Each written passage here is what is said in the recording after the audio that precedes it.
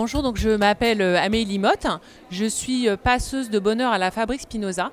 Et la Fabrique Spinoza, c'est un think tank, un groupe de réflexion dont la mission est de remettre la question du bonheur citoyen au cœur du débat démocratique.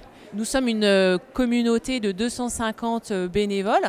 On s'appuie également sur un réseau d'experts comme Christophe André, qui est un célèbre psychiatre français, mais aussi Richard Layard, qui est un économiste anglais spécialiste de la question du bonheur. Qu'est-ce que ça veut dire être passeuse du bonheur? Une passeuse de bonheur, c'est une citoyenne qui généralement a également une autre activité dans la vie, mais qui se sent vraiment concernée par la question du bonheur citoyen et qui a vraiment envie que les gens autour d'elle et dans la société en général soient plus heureuses.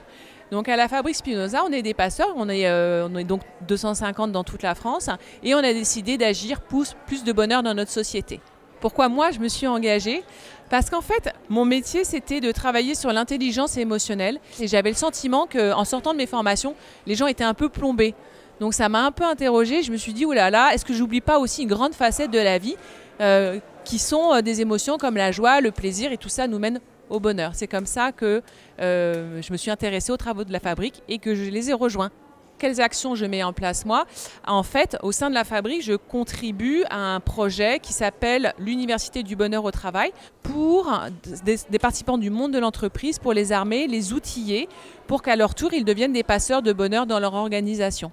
Un conseil pour plus de bonheur en entreprise? La chose qui me vient naturellement, c'est la confiance. Faire confiance dans le fait qu'en entreprise, on est tous intelligents, on a tous des bonnes idées. Donc faisons-nous confiance déjà à nous-mêmes, dans notre capacité à être heureux. Faisons confiance aussi à nos collaborateurs sur le fait qu'eux aussi ont les clés pour être plus heureux dans leur travail. Et faisons confiance aussi à l'organisation de façon générale.